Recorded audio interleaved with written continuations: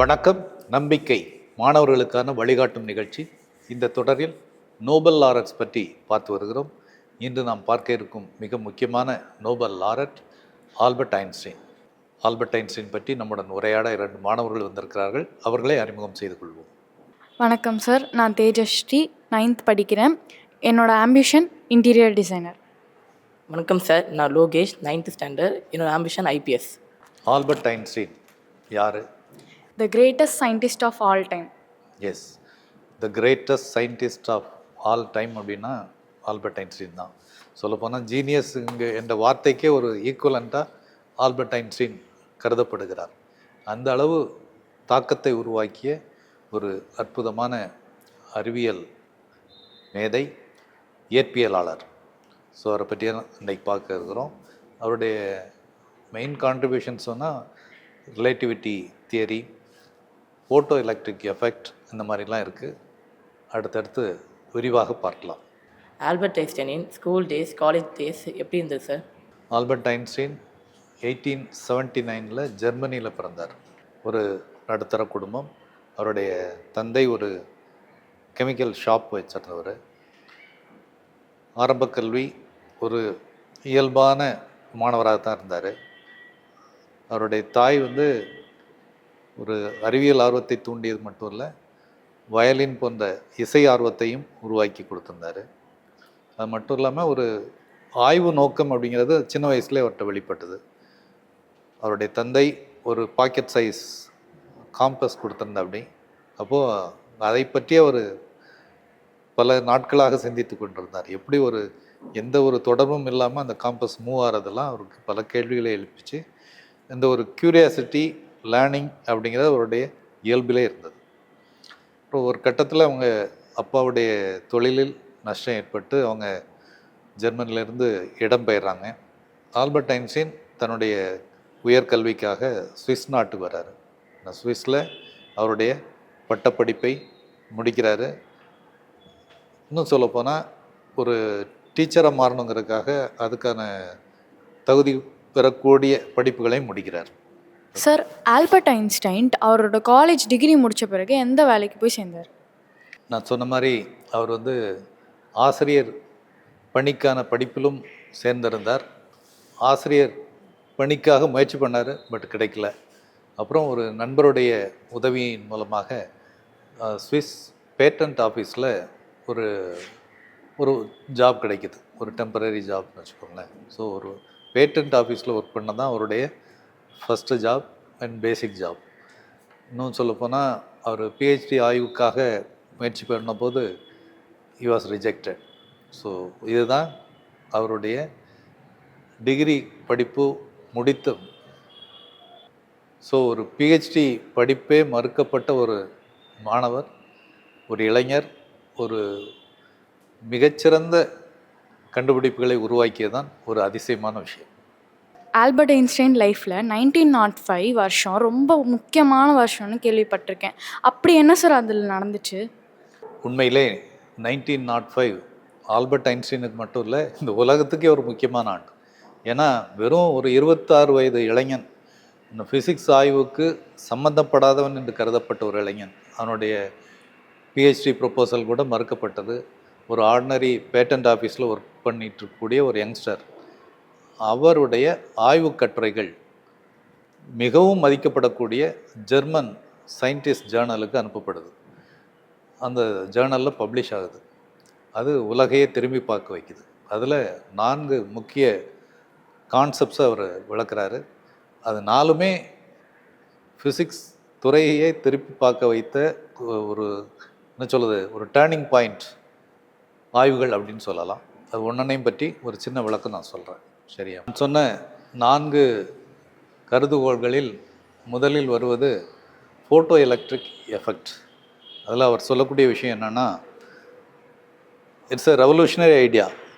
Light is composed of energy and quantifiable particles which he called quanta, later photons. So ஒளி என்பது quantifiable பார்ட்டிகிள்ஸும் எனர்ஜியும் கொண்டது அப்படிங்கிற ஒரு மிக அற்புதமான ஒரு கருதுகோள் அவர் வைக்கிறார். அது மட்டும் இல்லை, physical systems can behave as waves, that is energy, and particles, that is matter அப்படின்னு ஒரு விஷயம் சொல்லார். இதெல்லாம் இயற்பியலுடைய பார்வையே திரும்பி பார்க்க வச்ச விஷயம். அது குவாண்டம் மெக்கானிக்ஸ்னு சொல்லுவோம் இல்லையா, மிகவும் ஒரு புதிய துறை. அதுக்கான பேஸையும் இந்த சின்ன கருதுகோளில் கொடுத்துட்டார்.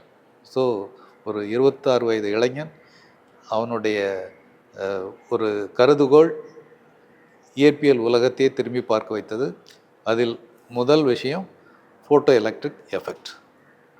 அடுத்து அவருடைய இரண்டாவது கருதுகோள் ப்ரௌனியன் மோஷன் அப்படிங்கிற விஷயம். அதுக்கு அவர் கொடுத்திருந்த தலைப்பு on the motion required by the kinetic molecular theory of the heat of small particles suspended in a stationary liquid. ரொம்ப டெக்னிக்கலான விஷயந்தான். பட்டு அடிப்படையில் நம்ம தெரிஞ்சுக்கக்கூடிய விஷயம் என்னென்னா, இந்த கருதுகோள் மூலம் Einstein not only mathematically confirmed the existence of atoms and molecules, but also inaugurated a new field in the study of physics, statistical physics. அதாவது அந்த காலகட்டத்தில் அணுக்கள் பற்றி நிறைய ஆய்வுகள் விவாதங்கள் நடந்துட்டு இருந்தது. பட் அணுன்னு ஒன்று இருக்குதா அப்படிங்கிற குழப்பங்கள் போயிட்டே இருந்தது. ஒரு பக்கம் இயற்பியலாளர்கள், வேதியியலாளர்கள், இவங்களுக்கு இடையில் தத்துவார்த்த சண்டைகளே நடக்கும். பட் அதுக்கான ஒரு கணித ரீதியான உறுதிப்படுத்தலை இந்த கட்டுரையின் மூலம் ஐன்ஸ்டீன் கொடுத்துட்டார். ஸோ ஆட்டம்னு இருக்குது, ஒரு ஸ்மாலஸ்ட் பார்ட்டிகிள் என அப்படிங்கிறதும், அணு தொடர்பான ஆய்வுகள் அடுத்த கட்டத்துக்கு போகிறதுக்கான உறுதிப்படுத்தலையும் இதில் அவர் கொடுத்தார். மிகவும் பிரபலமானது ஐன்ஸ்டீன் என்றாலே ரிலேட்டிவிட்டி தியரின்னு சொல்லுவோம். அந்த ரிலேட்டிவிட்டி தியரி தான் அந்த மூணாவது கருதுகோளாக கொடுக்குறாரு.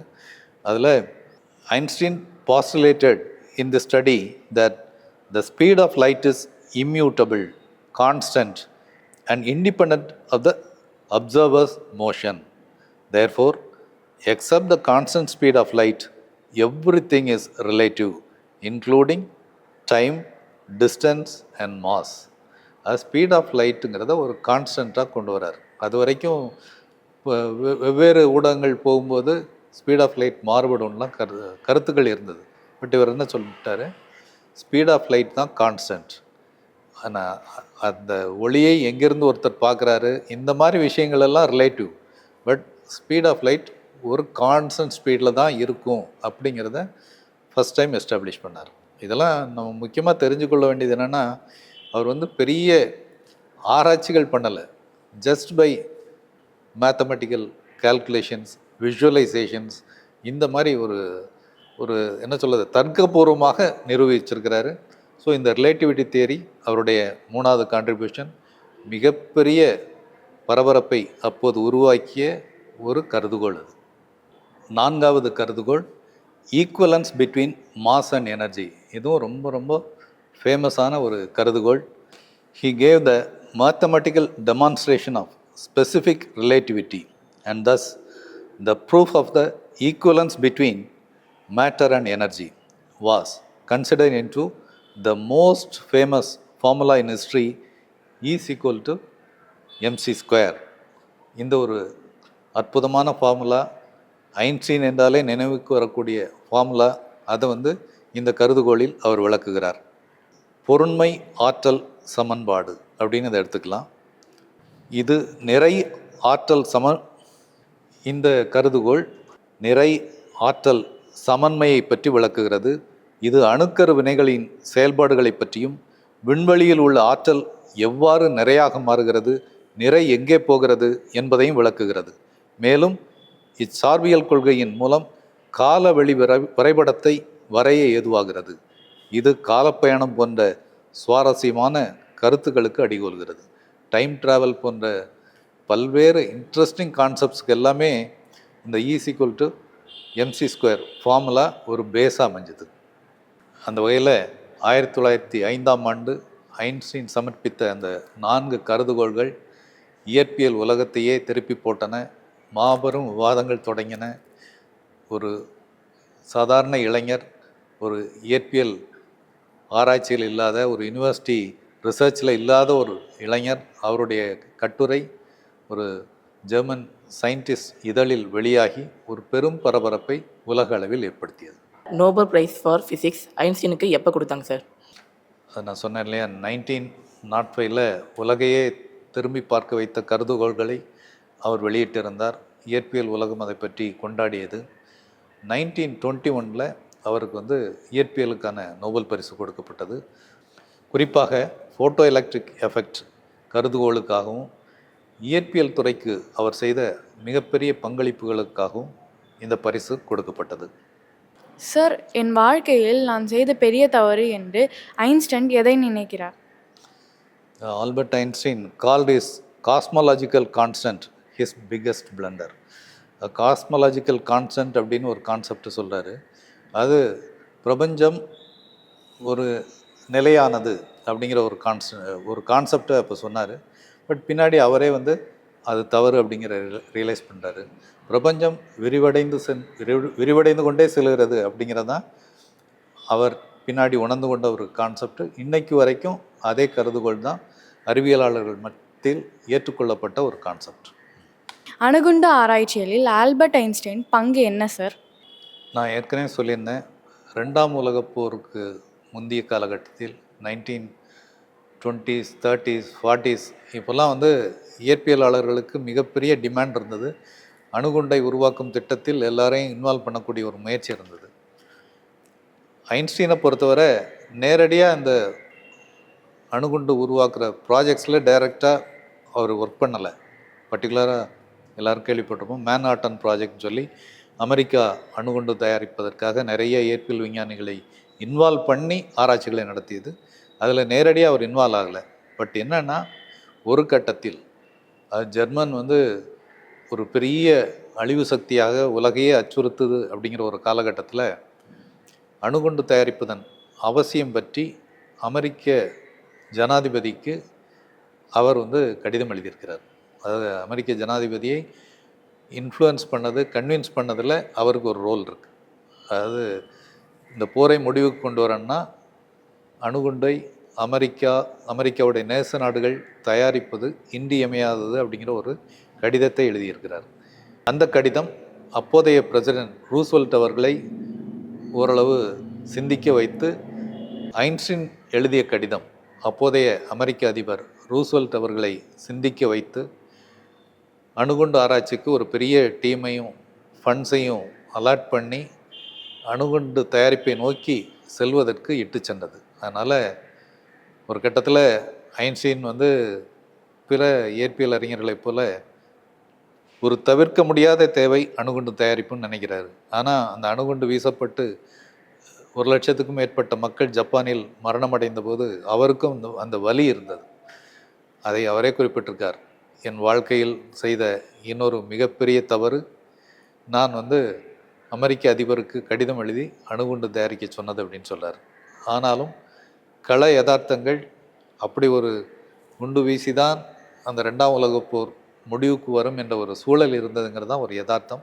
ஆனாலும் ஆல்பர்ட் ஐன்ஸ்டீன் ஒரு மிகச்சிறந்த கோட்பாட்டு இயற்பியல் அறிஞர் மட்டுமல்ல, ஒரு மனிதாபிமானம் மிக்க ஒரு மிகச்சிறந்த விஞ்ஞானி என்பதை தெரிந்து கொண்டோம். இன்னொரு நிகழ்ச்சியில் மற்றொரு நோபல் லாரர் பற்றி பேசுவோம். நன்றி, வணக்கம்.